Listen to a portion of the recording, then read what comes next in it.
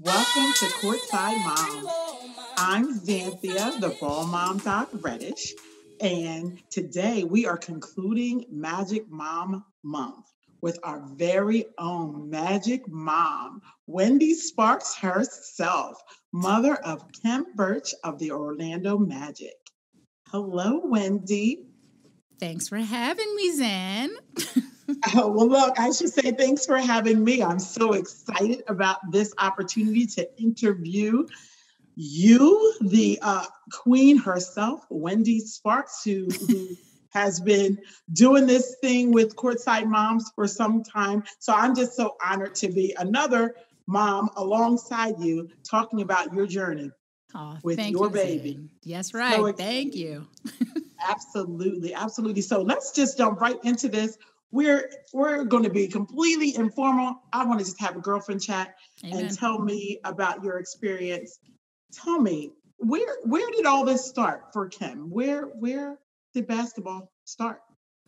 Actually, Khem started playing basketball when he was 6. And I guess for me as a mom, I had this tall child. So, of course, the natural thing is to gravitate to that, you know what I mean, that sport. And Khem played for a little bit, and he absolutely hated it. He did not want to play. The coach kept saying to the kids, do nothing. The play is you pass the ball to Khem. And he had Khem situated like around the key. And then he did his 3 little steps, and they would pass the ball, and that was it. And Khem did not like that because he kept saying it's not really a team sport, and I don't want to do this anymore. So that didn't last very long. Oh, wow. He actually ventured to football. Oh, he played football for a couple of years. Girl, you don't know. He was MVP, All-Star, you name it. Khem, he was fantastic. And he played that for the community. And he played that all the way up until high school. Oh, yes. Nice. Well, our high school, like I was saying, is grade 7. So let's say he played until he was about 13.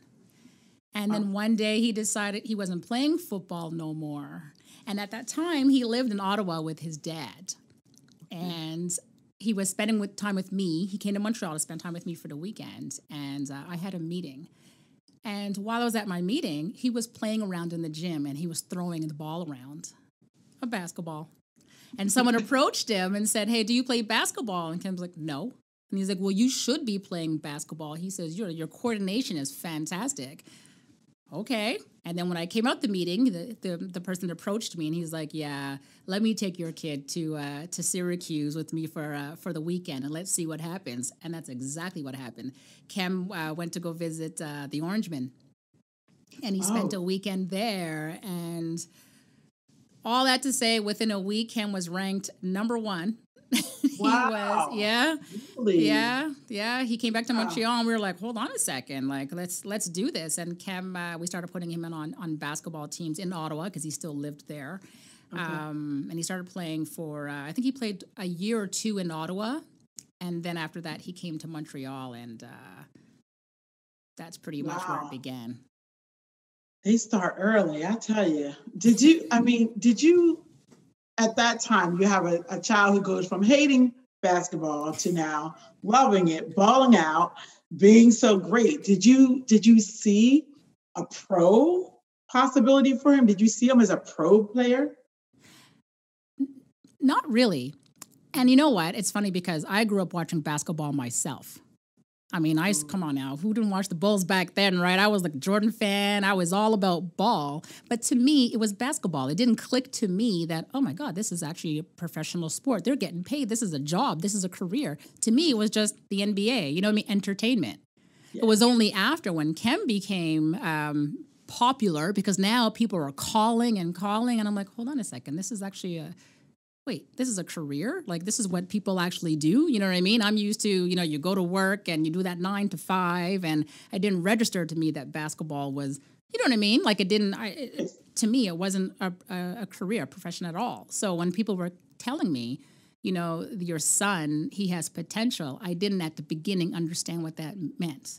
It just I remember those same kinds of conversations, and when people are telling you that your kid has this potential, right? Like that he's just really, like, what were you thinking? What about him? Now, he was tall, right? Yeah. How tall was he? Like, tell me about his height experience. Like, how did that go? Like, how much taller was he than everyone else? Oh my God. Okay. So Kem was that kid that you couldn't find in the school pictures because he was as tall as the teacher. So Why is he so tall? yeah. You're not, I mean, you're tall, but you're not that tall. Is his father really tall? No. He's 5'11". I am 5'8". So where does he get his height? You know, I would say, and they say that's like generational. My father is not tall, but my brothers are tall. My brothers are like 6'6". His the tallest 6'4". I don't know. We're just. But Kem is how tall is Kem now? 6'9". That's crazy. When he was 3, the doctor did say to me that your son is going to be about 6'8", 6'9". And I thought that man was cray. I did not believe him. I'm like, yeah, okay. Like, just give him the lollipops so we can go. You know what I mean? I knew he was tall, but I couldn't imagine 6'9", right? It just didn't register to me. I did probably never seen anybody that was, you know what I mean, 6'9" at the time. So I don't know. It was all new to me. So.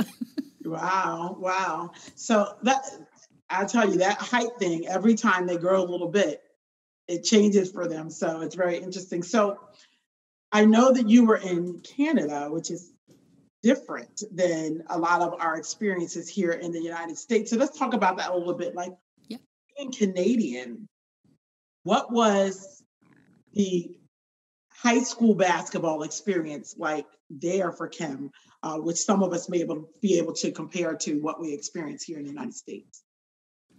Basketball to me, and I can compare because I've seen U.S. just say, for example, basketball. To me, it's night and day. I mean, I played basketball in high school, and the gyms aren't packed with like 1,000 people. You know what I mean? Like maybe 100 and 100. You know what I mean? It was so small. It was great, but the gym was more packed with just the other kids that came to the school. Games were just say at 3:30 after school, and the gym was just packed with the students that were in the school. There was no outside people that came. Was barely a thing where the parents came. It wasn't like that. You know what I mean? It was only if there was games on the weekend where you know what I mean, you would see like people within the community. For me, when I started bringing Kem to the U.S., I was like, oh, like, wow, this is like night and day for us. And Kem used to say it was so night and day for him because we weren't used to all those people. We're like, who are these people? You know what I mean? For us, it was like a college game, right? It was so different. And I found sometimes the level was different as well. And the level of skill? Yeah. What do you mean level? Okay. Yeah, the level of skill was different. A lot of times in high school, and no offense to any high school coaches, but a lot of times they're not really basketball coaches. It could be, I don't know, the math teacher. It could be anybody, someone along the staff that's, you know what I mean, coaching your kid who probably previously played basketball themselves, right? It's only when you started putting your kids in community ball, that's when you really had someone who was skilled in basketball. Okay. So did Kem have experience in community basketball in Canada, or did he only play at school? No, he played AAU. Okay. Yep, he played AAU. I believe at that time he must have been about 14, 15. He played for a team called Brookwood Elite. Okay. Actually, Lugens Dortz from OKC played for the same organization. Okay. Yeah. Kem played for them for about 2 seasons, and that was fantastic because now Kem got more experience with, traveling as such. He also played community ball for Montreal United. Actually, that's where he started playing AAU. It was with Montreal United, and he started getting the taste of going to Boston and New York and different states, right? So for him, it was like brand new, like, oh my goodness. So, and I loved it because it really progressed him, you know what I mean? Because now he was experiencing ball on a different level, and he absolutely loved it. But at one point, it was just time to go. Yeah. So talk to me a little bit about that, because you did make the transition from he left Canada and eventually was playing here in the United States. Talk to us a little bit about that transition. How did that come about? So in Canada, well, I'll talk about Montreal, because this is where the schooling where Kem was in. In Montreal, you have high school from 7 to 11, grade 7 to 11. So you graduate when you're around 16 or so. And then from there, you go to college, and after about 2 years, depending on your program, and after college, you go to university. So because Kem left in grade 10, he hadn't completed high school. So he had to go to prep school in the U.S., until he was ready to go to university. So how that came about was Khem started playing AAU for another team called Team Expressions out of Rhode Island. Oh, I'm familiar. Yeah. So when we started playing for fantastic coach Todd Quarles, at this point he was like, look, Khem is ready for a different level. Universities are going to start approaching you. And he kind of guided me, him and another coach, as to what to do. And that's how it happened. So, because I didn't understand all this stuff, you know what I mean? Sure. Like, people would tell me, but I was lucky that I had him and other people in my corner that were saying, okay, you do understand now that Khem is pretty good, and you're going to start getting colleges and, universities, you know what I mean, approaching you now for Khem to attend their school and play for their program. Wow. How was that? I mean, getting calls from different universities and stuff. How did you feel as a mom? I remember those feelings as well. I was overwhelmed at first because it was a lot. I mean, a lot of schools called. I mean, I started gathering all the letters and keeping them in a shoebox. You know what I mean? And I'm like, okay, what do you do with all this? It was just too much. So we went through them all. But at one point, it was to educate myself about the programs. Because like I said, for me, this was completely new. I'm college university in Montreal, and basketball is a total animal. So I had to really look at the programs. I mean, I wasn't really that internet savvy then. Internet wasn't really that big, right? So there's a lot of phone calls, and you really had to go by what people told you. I didn't have cable programs that I can actually go and look at these teams play. Kind of thing, you know what I mean? Is whatever CBS put on is what I got. So, that's you know true. What I mean? Yeah, it was like this. We're spoiled now. We're spoiled, amen, girl. So for me, it was really like, okay, what are we going to do? Like, how are we going to outsource these programs? So I had to educate myself and put myself in a position to get resources. So I would ask around. I would ask the AAU coaches. I would ask coaches of these particular programs, and I would ask the administration. You know what I mean? Like, what is it? What about your school is so different? What does your school do for the kids education-wise? You know what I mean? What about your basketball program? And I had this pen and this pad that I wrote all this information down. I'll never forget. This was so thick because I had so many schools and I spoke to so many different people. Wow.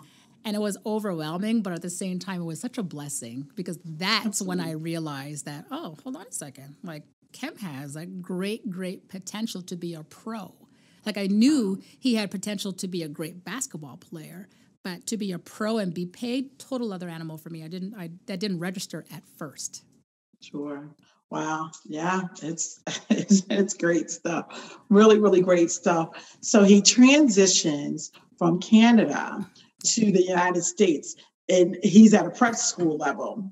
Yes. And then, so once the prep school, which is like a high school here, he'll finish there, graduate from that program, yes, and then go into university. So how did you decide which university? You were saying you were getting all these calls and really examining the programs. How did you make that decision?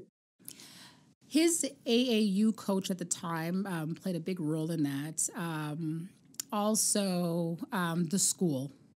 Because at this time, people are really gunning at you. They're coming at you. You know what I mean? And they're saying, no, this is the best program. This is great for Khem. And, he's going to play. And there's so much politics around it, And Khem, there was a coach, I don't remember his name, and he was going to Pitt. So Khem was like, you know what? I think this is the school I want to go to. And then turns out the coach did not actually go, whatever. So the coach didn't go he ended up not. I think he ended up. I don't remember the story. I think the coach ended up not staying there. So for Khem, it was like, wait a minute, you know what I mean? He's not going to be there. Like, this is the guy that I really liked, and this is why I wanted to go. But anyway, in the end, it was just a decision that, hey, let Khem go to Pitt and see what happens. And he did not like it one bit.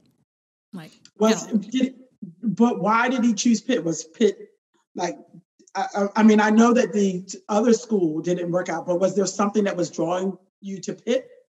I'm from Pennsylvania. I know a little bit about Pittsburgh, but not that much.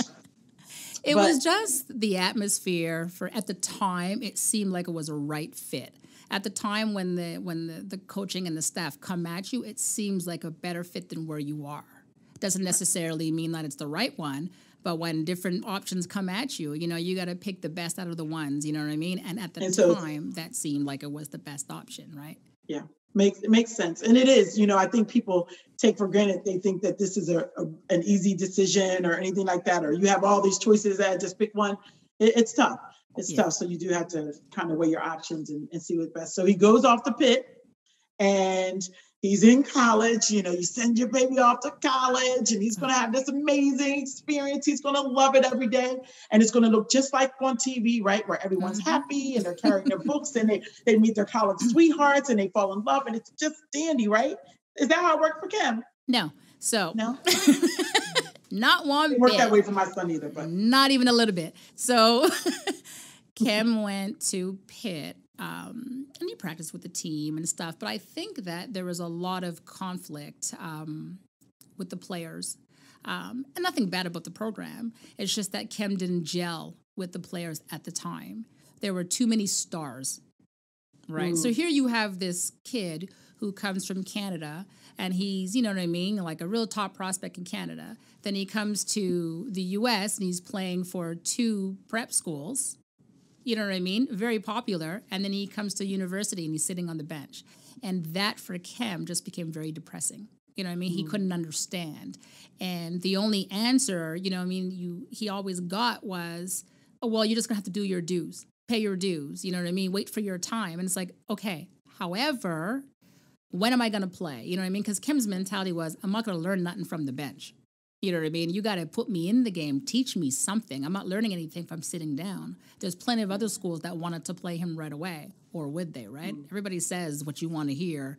Absolutely. You know what I mean? Every coach is That's a nugget. Take that. That's a great point. Yep. Those of you who are listening, I talk to a lot of families, and that's the truth.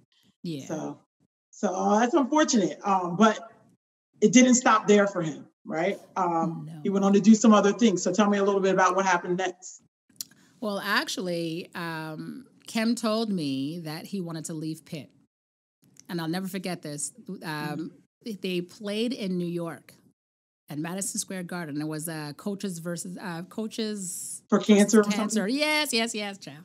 And awesome game. Yeah. And it was a lot of fun because for me, I was like, oh, great. You know what I mean? I can just go to New York. It was a 6-hour drive. Let me go watch this game.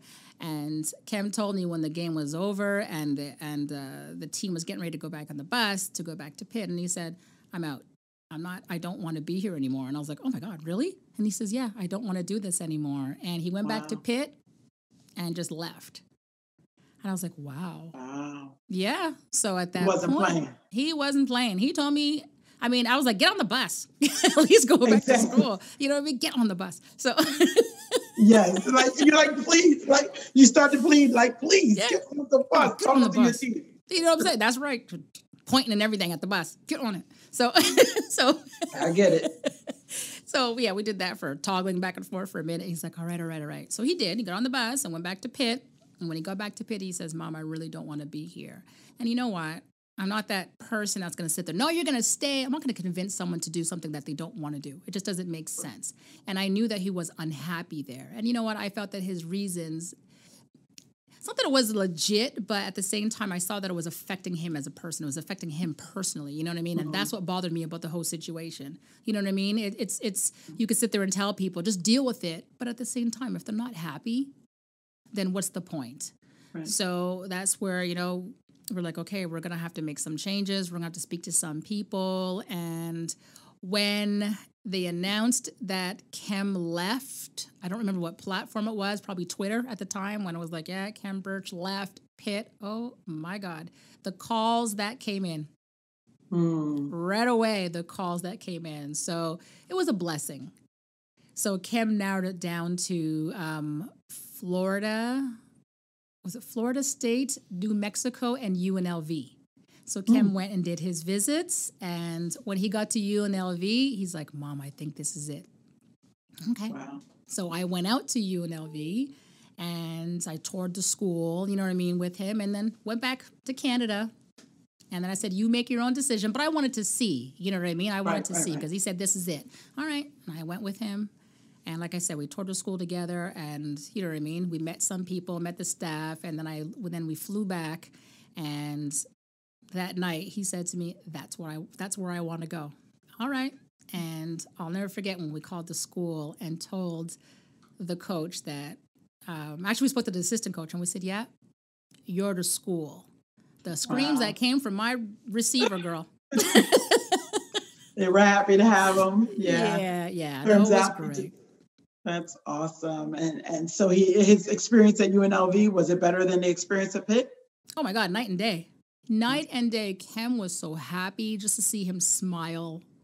You know what I mean? He was so close with the teammates. You know what I mean? He really, really, really loved it there. He had such a great time there, both on and off the court. They were like brothers to him. It is important. You know what I mean? Like when they're going places, they're traveling with these guys, they're going to class with some of these guys. It's very important, right? You got to be happy. And he just loved it. Yeah, I mean, because at the end of the day, you're going to have wins and losses, no matter what. So it's great to have a support system and your homeboys that you can, who are going through the same thing as you are. So good for him. So eventually, fast forward, he doesn't stay and graduate from there several years later, does he? He declares before that, right? Yes, ma'am. Tell me a little bit about that. Yeah, he decided to declare in 2014 in April. And it was a tough decision because it was going back and forth. Do I declare? Do I not declare? Am I ready? Yeah, I'm not sure if I'm ready. But yeah, hold on, I am ready. So when the decision was made that he felt he was ready, now we're speaking to the agent, we're speaking to other people, and they're like, well, we think Khem's ready. But then closer to was like, you know what? This draft class is pretty tough. Maybe Khem should wait another year. But that mindset was already there. You know what I mean? So Khem was like, yeah, he's like, you know what? I got to do this. I got to try. The very least I can try. And I said, you have to have that mentality that if you try, you don't get to the NBA, it's not the end. So he accepted that. But let me tell you the work that he put in. Oh my goodness. He trained and trained and trained. I mean, that poor child's body, I was felt for him. Wow. Traveling, you know what I mean? We hired special trainers. He went to different teams, you know what I mean, on the combine. He did, you know what I mean, did all his right. He trained different teams. Pre-gap training. Yeah. Oh my goodness. And then comes draft night. How was that? Ooh. So we drove down to New York and we went to a hotel. And his dad and his family were there. And myself, I went. And Khem had friends with him. Okay. So we all pretty much hung out, you know what I mean, together. But as the draft started, Khem went back to his room and the rest of us stayed in the lobby, you know what I mean? And was like, ooh, hold on a second. Like, because he started getting nervous. And I'm talking to his agent and I'm like, what's going on? Oh my gosh, what do you think? And he's like, yeah, we'll wait the second round. We'll wait the second round and see. And then when they got down to 50, I was like, oh my God, is this going to happen? And he said to me, sometimes at this point, it's better that they don't get drafted. But for me as a mom, I'm thinking, no, this is great. Yeah. I want him to see, I want his name to be called. I want him to be able to hear his name be called. And I remember he said to me, oh, I think he's going 52 to the Raptors. Okay. Now I go to Khem. Raptors? That's what he was told. So I go upstairs now. Khem, they're saying that you might go 52 to the Raptors. 51 comes, and I'm sitting there, okay. 52 comes, and I thought we were going to tear up the room. Because I was like, hey, you didn't say Khem Birch? Oh, my God. So then for me as a mom, now I'm seeing different emotions. Anger. I'm seeing sadness. You know what I mean? It was so sad for fear, him. All kinds of emotions. Everything. And then about, I don't know, they had 8 more names called to, let's say, 20 more minutes, half an hour, and his name never got called. Oh. And so it was pretty sad for the family, but at the same time, we were like, Khem, it's okay. You know what I mean? Like, we're going to get you somewhere. Don't worry. Like, this is not the end. You're just not going to make the NBA today. It doesn't mean that it can't come in the future. So it was just a process of understanding that. Yeah. And then he picked himself up and he's like, okay, just tell me what I got to do next. And then that's where everything else. And who was there to tell him what to do next? Mama. Oh, Mama let him know. Okay. That's right. I'm like, listen, And so tell me a little bit about his journey. He doesn't get drafted on draft night. And so what happened after that? He played in Summer League. And then that was when Summer League was in Vegas and in Orlando. Okay. So he played both. So he started with Brooklyn Nets. Washington Wizards, then Brooklyn Nets. And then he went to Vegas and he played with Miami Heat. And he absolutely loved it. So the Heat kept him on. Oh, good. Yeah, they kept him on. So Khem was so happy. I went down to Miami, to spend some time together talking about, okay, this could be your situation. Let's weigh it all out. And then October 1st, he called me devastated that they waived him and told him that they're going to send him to Sioux Falls, South Dakota, to play for their then D-League. Okay. And I remember saying to him, where? He said, South Dakota. So where in the name of God is that? And I said to him, sounds cold. And we were laughing about it. I'm like, oh, my God. So I said, well, this is what it is. This is where you are. This is your journey. That's it. This is where you are now. And it's different for everyone. Absolutely. However, he was offered something in Italy, a contract in Italy. But he was like, no, that's not what I want. For him at the time, the money wasn't good enough to go. And he was like, no, I want to stay in the U.S. Because I guess you have that sense of closer to the NBA kind of, what I mean, reasoning. So he ended up playing with the Skyforce, which is the Miami Heat's, at the time, D-League team. And he played there, I believe, from October until the end of the season. So he only played like maybe 6-7 months with them. Okay. And then, but he's playing for the Orlando Magic now, so. Yes. He gets there how? But it wasn't a direct route either. No, ma'am. So he didn't go from Miami to Orlando? No, he didn't drive down the street. No, he sure didn't. He went via Greece. So let's back up a bit. He went to, after he left Skyforce, he left Skyforce because he got a contract in Turkey. Oh. And I believe it's called Uşak, Turkey. And we're like, okay, is this what you want to do? And he said, absolutely, because now Khem is seeing opportunity. He's seeing that, you know what, this is great. Now I can go, I could be world traveled. I could play basketball different places in the world. I could learn different, basketball differently. I could learn different types of skills. So he actually was happy about that. He was happy at that offer. So he went and he was like, oh, the money's completely different now. You know what I mean? From the D-League. It was 10 times what he was getting in the D-League, right? So he was like, you know what I'm saying? So he was like, no. Mm-hmm. So he's like, I got to go. And I said, all right, you do you. But at first I was a little worried. I'm like, Turkey?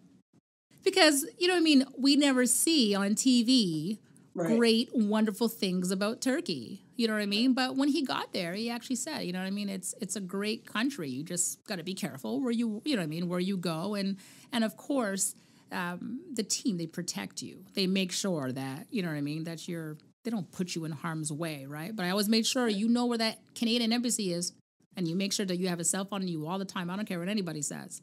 And wow. I think it's somewhat advantageous that he had the experience of being from Canada, having the experience of coming to the United States, because for a lot of folks for players who are leaving the United States and going overseas to play, they may not have had any international experience. Right. So he had that because I'm sitting here thinking to myself, oh, wow, you sent your baby to Turkey. Oh my goodness, I don't know how I would have handled that. So good for you, knowing what to tell him and guiding him the right way, because it seemed to work out to his advantage and to some degree, right? Yeah, so how long absolutely. He was in Turkey for a season, and then after that, he got a better contract in Greece. Oh, that's why you said via Greece. Okay. Yes. Yep. So he went to Greece and he had a 2-year contract. He absolutely loved Greece. He said to me, even now he's saying, when it comes time to retire, he says, I want to retire in Greece. He loves it. He thinks, it's one of the most beautiful countries that he's been. And you know what? He has a lot to compare. You know what I mean? He's been around the world, right? Khem's been in various countries and continents, so he's seen a lot. And, he played for Greece for a year, and then the Magic came calling. Oh, Magic. It's Magic Month, y'all. Amen. The Magic call. Tell us about that. Yes. So when they called, now you have to make that decision. Do you want to forego your contract and move forward? Or do you want to just say no thanks? And because, you got that guarantee. He knew with Greece, he had that guaranteed money, right? And I said, well, think back, because I remember when he signed to go to Greece, he was so excited. He was so excited. Mom, this is the most money I've ever made in my life and blah, blah, blah. You know what I mean? So now I'm like, okay, you want to go to the NBA, but do you want to put yourself in a position where you might have to renegotiate if you don't make the Magic and then you can't go back to Greece, right?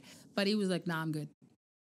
Nah, I'm good. And I'm like, you do you. You do what you want to do. You know what I mean? You do what makes you happy. And there ain't nothing wrong with taking a risk. And he did. Okay. And he called me after he met with the Magic. And he was very quiet on the phone. And then he said, yeah, I didn't make the team. Oh, my God. Wow. So I'm like, what do you mean he didn't make the team? And I was so sad. I'm like, it's okay, boo. You could go back. And just kidding. I made the team, Mom. I want to reach out in that phone and choke him. So he did make the team. We're on the top of those games, Cam. You know what I'm saying? About to choke you. That's the name. Yeah. So I was so, oh my God, I was so happy. You know, you got to be that mom. He was like, that's good for you. And I know you can do it. But yeah. And I just cried and cried and cried. Good for him. He bet on himself and he won. Go Amen. Cam. That's what's up. Go, Khem. Yes. I love it. I love it. So he's playing for the Orlando Magic. He's played for what, 4 seasons now? This is his fourth season? Yep. This is a contract year for him. Yep.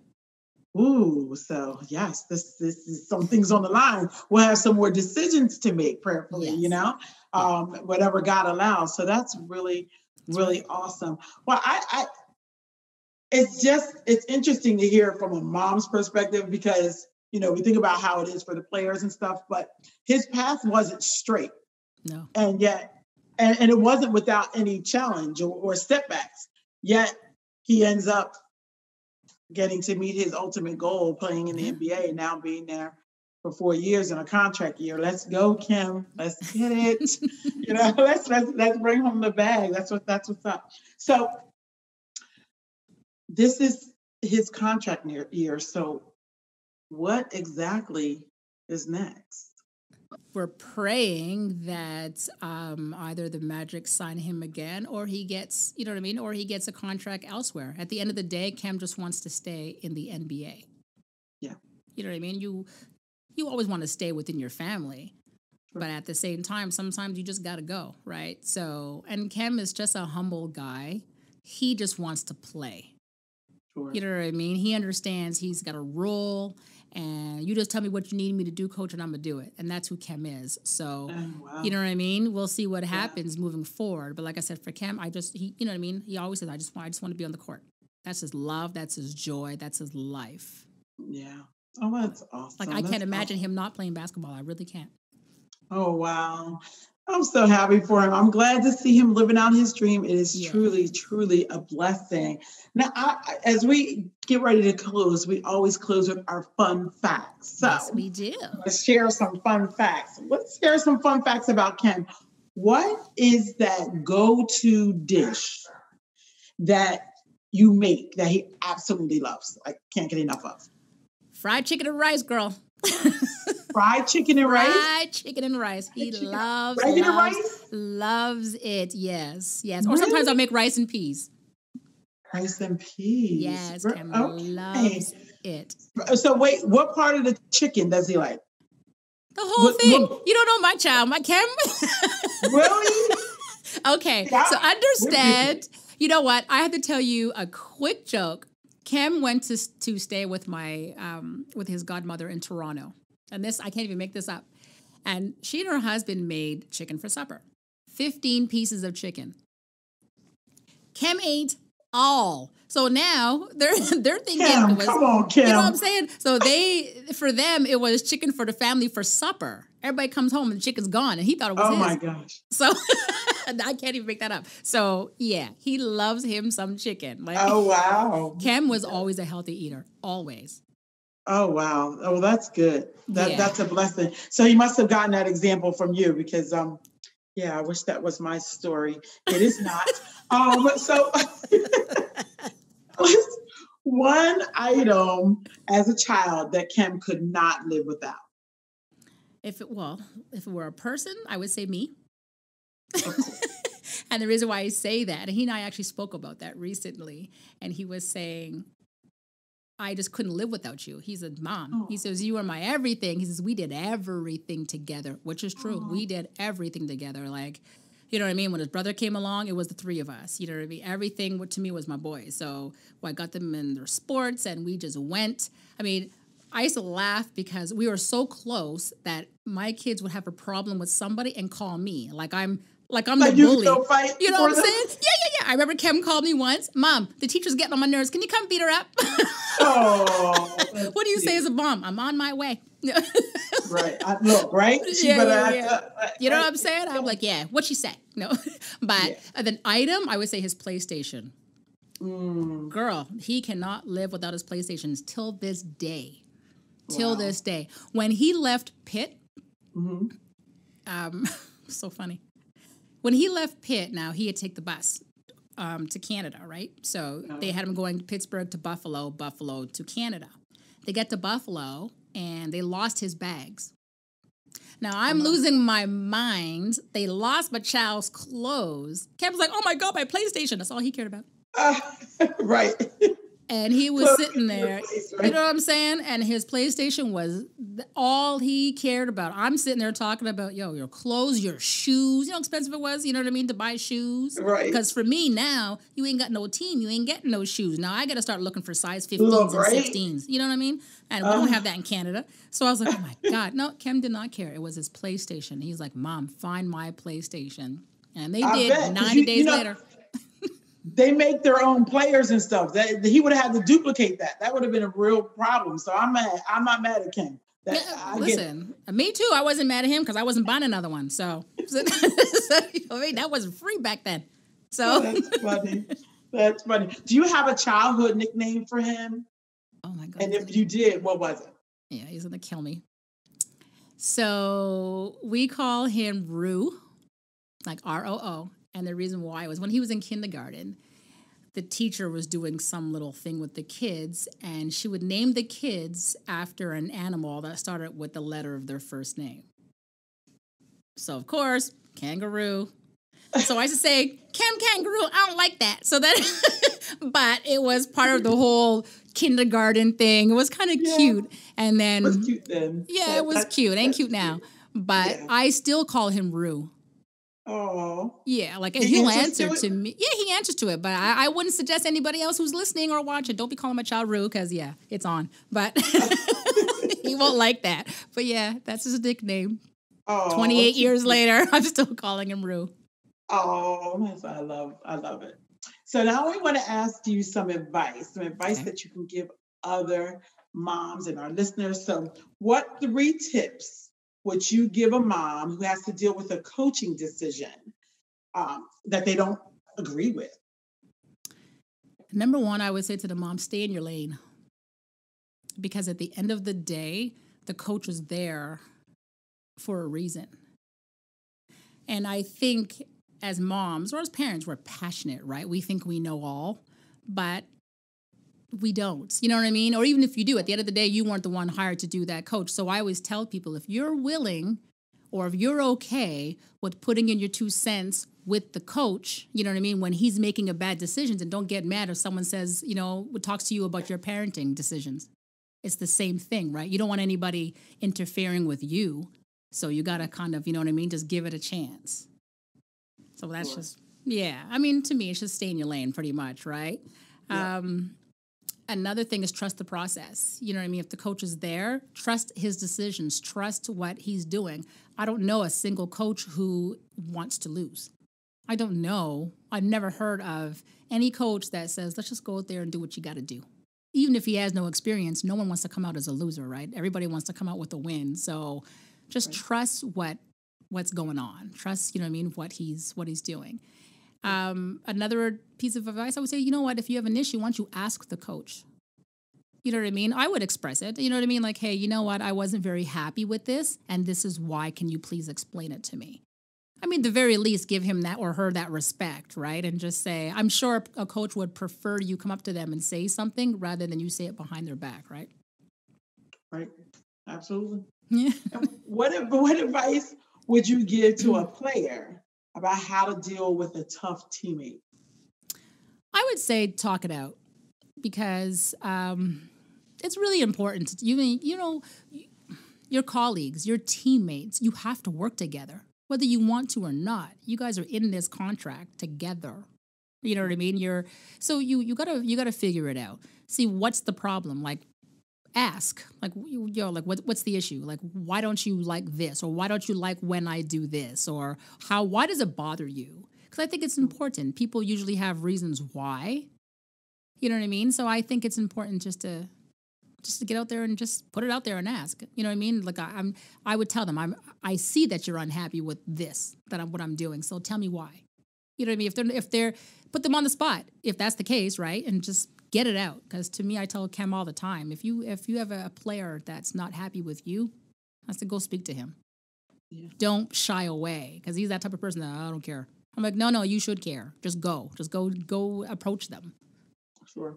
Yeah. Sure. That's good advice. One last thing. If you could give one piece of advice to courtside moms, what would it be? Invest in your children.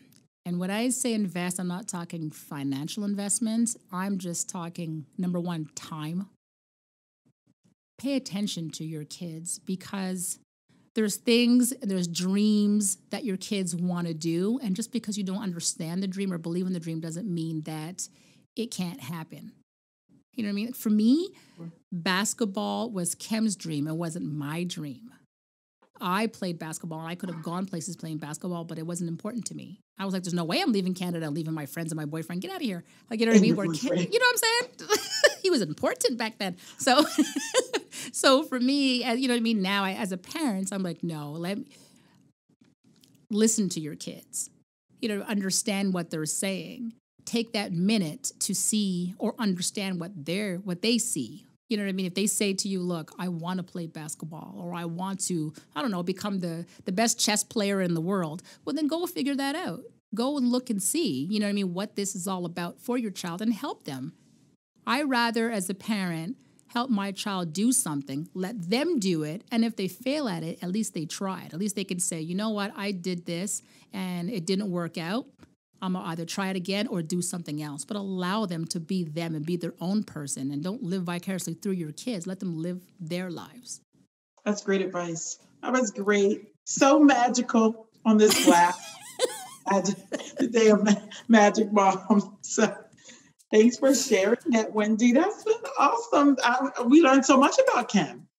So thanks for sharing. Yes. Well, thank you for having me. Yes, absolutely. Wendy, thanks so much for joining us today on Courtside Moms. And I'd like to invite everyone to join us next week, as I'll be the next Courtside Mom that is interviewed. So Amen. See you next time. Thanks, Zanthia. Anything you want done, baby, I'm every woman. It's all in me. Anything you want done, baby, I do it naturally.